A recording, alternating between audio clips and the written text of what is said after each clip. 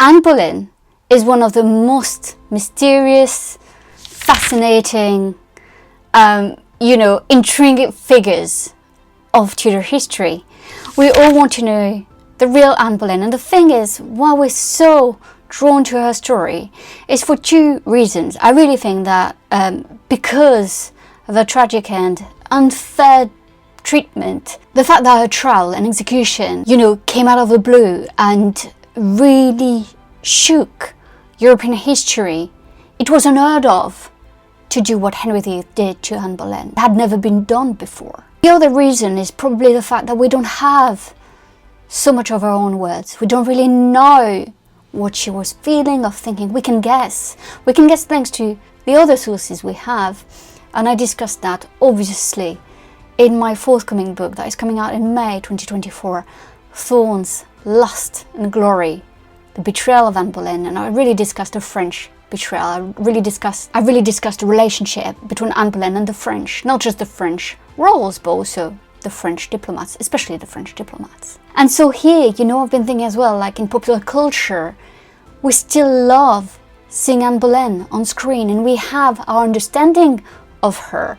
We have our own views of her, because again, we don't have all her words. And all these amazing actresses who have, portrayed Anne Boleyn, I thought that I would rate them in my way. I want to, when I say the rating, is really like my own perception of Anne Boleyn, what I believe worked really well and what didn't really work really well, but also it's my own sensitivity. So what I want to know in the comments is, what is your rating? Basically, who's your favorite Anne Boleyn on screen? So I'm just going to do a top 5 and let's start. My number 5 is going to be probably surprising for you, and I'm going to explain it and I'm going to defend it. Yeah. My number 5 is Natalie Portman as Anne Boleyn, and you're going to be like, ooh. The portrayal in The Other Boleyn Girl is absolutely dreadful. However, I really do believe that Natalie Portman would have been a very great Anne Boleyn if she had been given another script. What I love with Natalie Portman as Anne Boleyn is that there's something very sassy, there's something very, kind of strong character. What I don't like is obviously all the kind of nastiness that we attribute to Anne Boleyn that I don't believe existed, and the fact that obviously they're pitting the two sisters against one another, and that Mary Boleyn is the angel and Anne Boleyn is obviously the witch, or whatever you want to call it. So here I think that what's wonderful is that with Natalie Portman would have been so successful with another script. I think Natalie Portman had that kind of mysterious vibe that Anne Boleyn had, and I think it would have worked well if we had had a movie on Anne Boleyn with Natalie Portman at the time, and that was not, vilified or that we're trying to really pit against each other, the two sisters. So that's why Natalie Portman is probably my number 5 in terms of portrayal of Anne Boleyn, because I think it's a missed opportunity. I think Natalie Portman would have been an amazing Anne Boleyn if she had been given another script. My number 4 Anne Boleyn is Helena Bonham Carter in Henry VIII in 2003. And probably because it's one of the first movies that I watched on Henry VIII. And I really liked the feistiness of Helena Bonham Carter. I really liked also, I think Helena has this kind of thing where she can play really innocent as well, because at the beginning of their relationship and the courtship, she's really innocent, and then there's this feistiness inside her. And I think Helena was a very, very good Anne Boleyn, very convincing. I think that the dynamic between the two actors is the reason why I dropped Helena Bonham Carter at number 4, because I don't really buy the chemistry. I think that there is really little chemistry between the two actors. I think you can see that on screen, and I think that the love story that I believe really happened, even if it was a toxic passion, is not really that convincing. But I would not blame Helena Bonham Carter for that.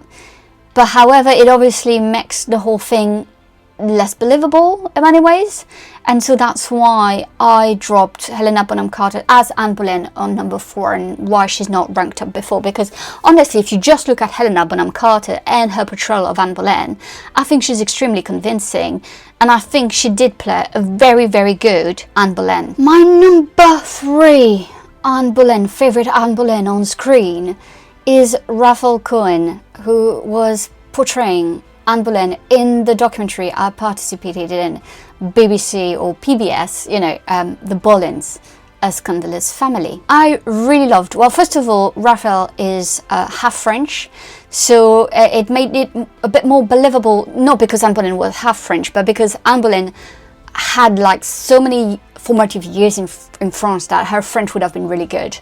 And so when she came back, I like that, Ruffle can talk in both languages really well, which I believe would have been kind of the case for Anne Boleyn. So I thought it was really convincing. I also liked the way she portrayed Anne Boleyn, and there was still this kind of sassiness, maybe less a bit feisty than I would have expected. But to be fair, the show was not really on Anne Boleyn, it was on the Boleyn family, so I do understand that. But I thought she really played well, and she was really believable. I think she brought up the sweet side of Anne Boleyn that not many actresses can bring back or bring up, and so I thought it was really believable. I thought she gave Anne Boleyn a bit more of a likable side, and it's not something very easy to do, but Ruffle Cohen did, and I think she did an amazing job at being Anne Boleyn, and I actually contacted her and told her because I thought she had been absolutely amazing. Ruffle in this docudrama series really did a great job at portraying Anne Boleyn. My number 2 for Anne Boleyn on screen, and it's quite hard, I have to say that my top 5 is very hard. Natalie Portman is definitely number 5. It was very hard to decide, how to rank them. So I also just went really with my guts and my own sensitivity. I have to say that for my number 2, it is Natalie Dormer as Anne Boleyn in the TV show The Tudors that I've been reviewing on my channel. But I think mostly because Natalie Dormer managed to give a bit of sweetness like Ruffle Cohen to Anne Boleyn, but also the feistiness. I think she's a good kind of balance between, what people were reporting about Anne Boleyn and what she must have been liked. Because obviously we have to remember that most of the sources we have on Anne Boleyn is from her detractors, right? Chappie, people who didn't really like her. And we have the French side, which I try to do in my book, where it's a mixed kind of reports, because some ambassadors really liked her, others didn't. It's a mixed feelings thing. But I thought Natalie Dormer did a good job at showing her charisma, showing maybe also she's way too sexualized, though, and that's why she's number 2. But I think at the same time there is this kind of really attractive type of woman who's just carries herself and who's just attractive by being natural, and so I like that about Natalie Dormer. I also like the dynamic with Henry VIII because it's very complex, but we see the toxic passion, and actually that works so well, and we see how it started being so strong, and then we start, we have when it goes downhill. And also in one of my videos I show that scene where Anne Boleyn is with Elizabeth, and I think Natalie Portman portrays Anne Boleyn really well as a mother. And I love the fact that, from Anne Boleyn's point of view in the show and with Natalie Dormer, we have the sense that Anne Boleyn is in love with Henry VIII. And I think at that time she really was.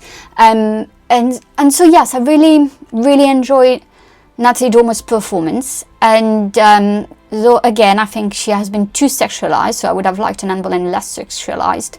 I think she's doing an amazing job, and I think she's doing Anne Boleyn's justice, as well with the last scene when she talks to Henry VIII and she says how proud she is of Elizabeth, their daughter. Yeah, I think she's done a good job. The number 1 Anne Boleyn on screen for me will always be, I think, unfortunately, Geneviève Bujold, Canadian actress. She was in the period drama film Anne of the Thousandth Day. She received a nomination for the Academy Award for Best Actress, and I have to say, she does a great job. I think here we have the more intimate version of Anne Boleyn. We have the sweetness. We have sometimes the feistiness as well, but we have like the vulnerability of Anne Boleyn. And I like it the most. I think Geneviève did such a good job at really bringing back to life Anne Boleyn, making us feel more about her and her fate. And I think it's such a moving movie, and it's such a moving performance. The chemistry, I think, works well as well between Anne Boleyn and Henry VIII. I think it's believable.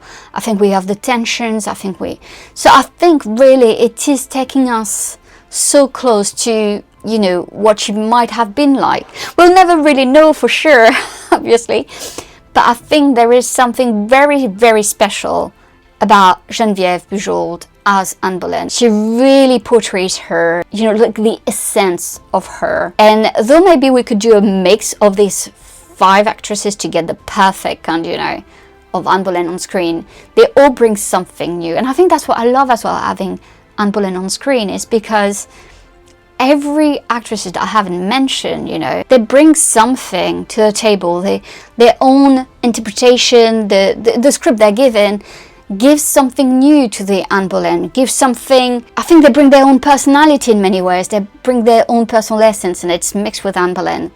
And I think it just works really well. And I have to say that I cannot wait to see more and more movies on Anne Boleyn, and that we cast more different actresses, so that we have all the time another perspective, another angle of how we see Anne Boleyn. And I hope it's based as well on the latest research, because I think we are still trying to do her justice. And I hope that all these movies and docudrama and everything are here to bring her back to life, because she deserves it. She's such an interesting historical character. Thank you so much for watching my History Police video rating the best Anne Boleyn on screen. Let me know in your comments what you think. If you agree with me, disagree with me, please don't just engage. It's very important for me to know what you think.